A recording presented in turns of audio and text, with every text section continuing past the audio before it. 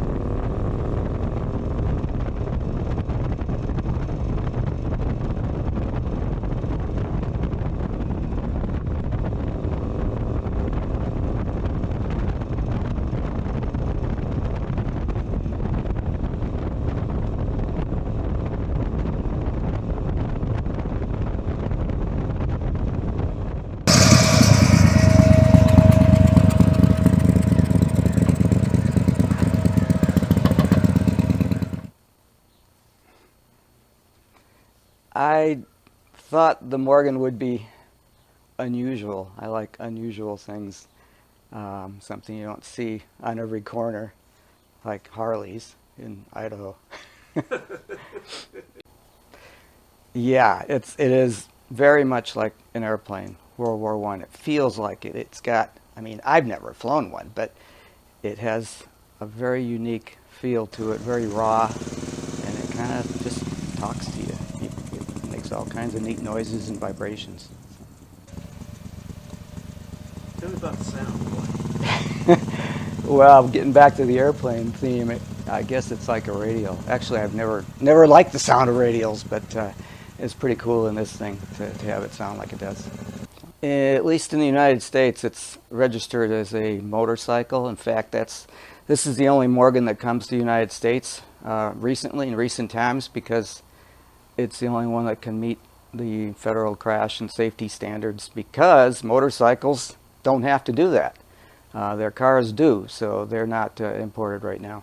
This is a 2021 Morgan three-wheeler.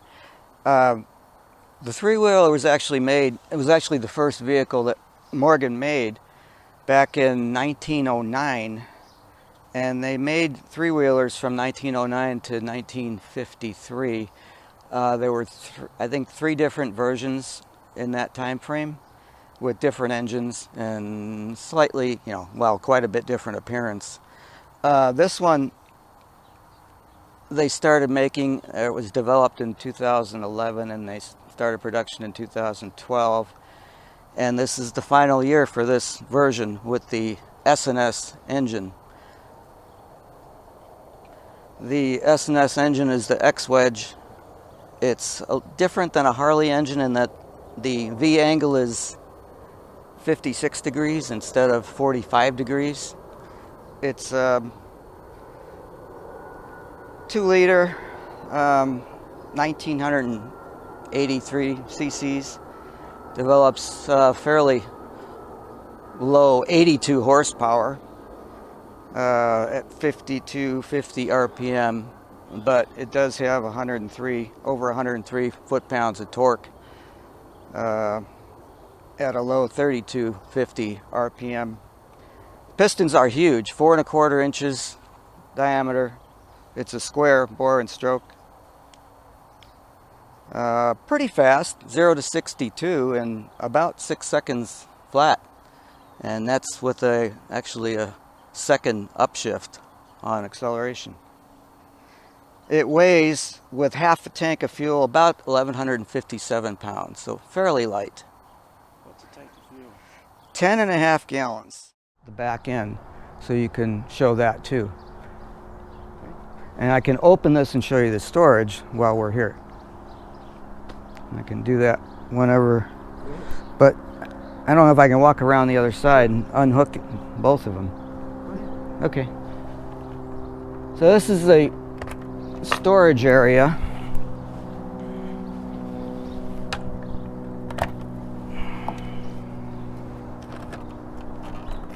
going to pull that out just a hair.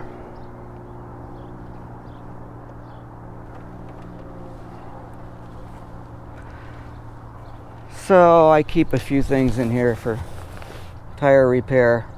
This panel comes out and you can access the rear wheel, the belt, and I'll show you a picture of that because when I had this out, when I got it, I did some detailing. Is it a tubeless tire then? Tubeless in the back, tubes in the front.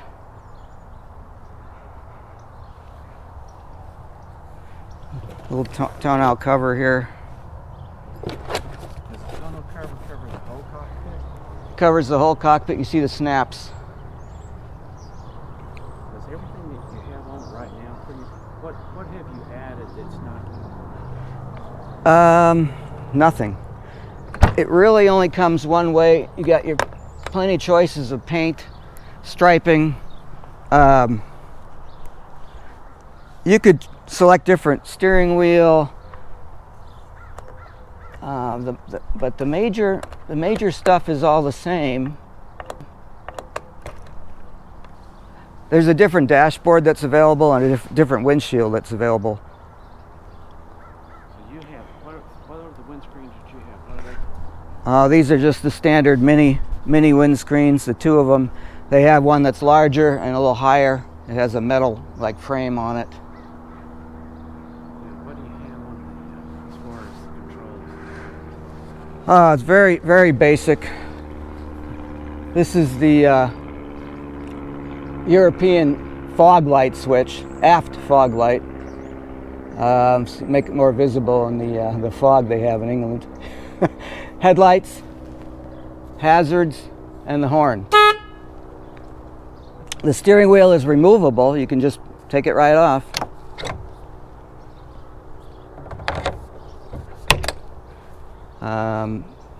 Parking brake, very basic. A few things you can scroll through on the speedometer digital display. Now, I noticed that you haven't got you got doors on this. So what do you have to do to get in? You have to step in the seat or what? I don't think I've got it as graceful as I'll develop it eventually, but basically, a lot of people take the wheel out to get in. I don't have to do that. Basically, put a hand on the roll bar, step into it. Far roll bar works better. Kind of stand up and then just kind of sit down. Now, how does Beck the Wreck get in? A little bit slower. Can she get out? Yeah. I don't have to, get a winch or anything. So. Brake reservoir. Electrics are in here under this cover. Fuse box is under the cover. This is an optional storage box, which I ordered. Doesn't hold much, but it's lockable. Oh, isn't that nice? This is a fan they put on the engine. It actually runs if it's over, I think, 200 degrees Celsius and you're below 10 miles an hour.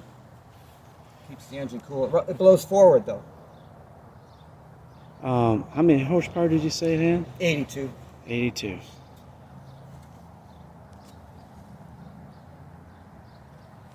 That is. So basically what I would do is remove these, pull these up, Yep. both sides, and carefully lift it past the exhaust system here. It's aluminum, so it's fairly light. Yeah, well, obviously if this man picked it up, it can't be that heavy. So is it fuel injected? Of course, fuel injected. There's like a engine management system. I don't know an awful lot about it. It's new to me. I've never had S&S before. It's a 3-cam engine, 1 intake cam, 2 exhaust cams. There's a K&N air filter under here. Now, did you have to move these lights? Yes, for the last few years, the USA versions they had to put the lights closer together. I think because it's licensed as a motorcycle, there's a distance rule, and they were like right in front of the cylinders, which took away from the view of the engine.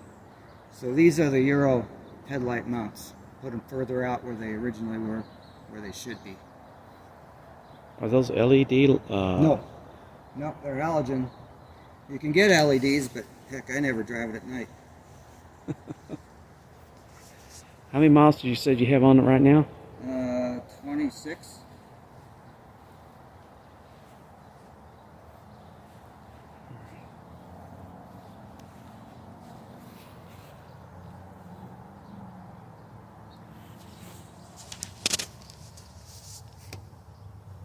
The seats do not adjust, the pedal box does, but you have to unbolt it and move it and rebolt it.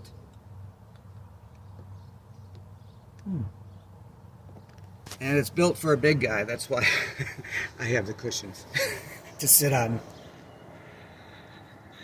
Didn't even think about that, Roy.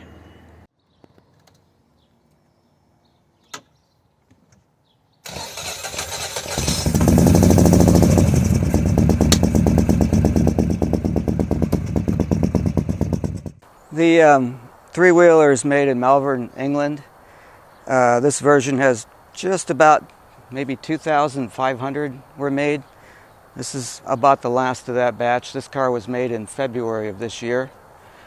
I ordered it in September and I wanted it built around that time frame. It was finished, it was built in all of February, finished probably at the end of February and shipped around March 1st.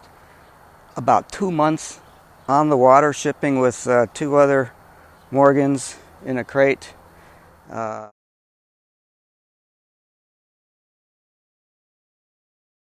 Went through the Panama Canal and then was maybe stuck for 10 days, I think, outside of Long Beach Port before they could get it in and take it out.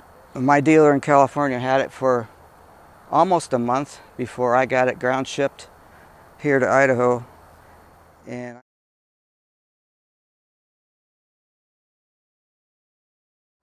I got it May 28th this year. So it's 8 months. no, well, yeah, but it was almost 3 months in transit, 2 months on the water, and it's expensive. You can't get them anymore. I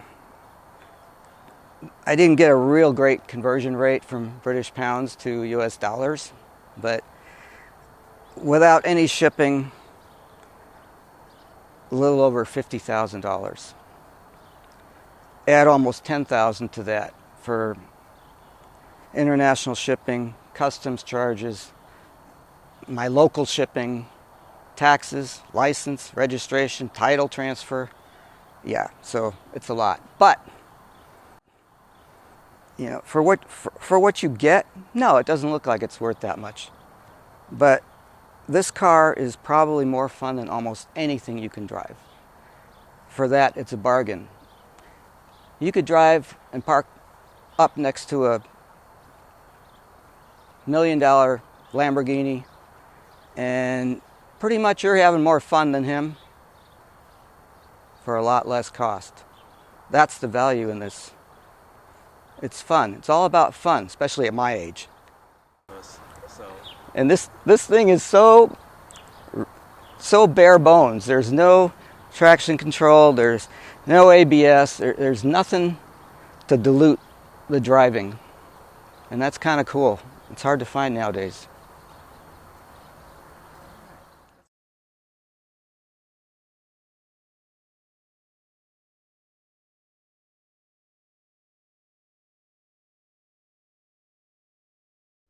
Join me and my friends at Flat Cap Cafe Racer for riding and racing. Please subscribe.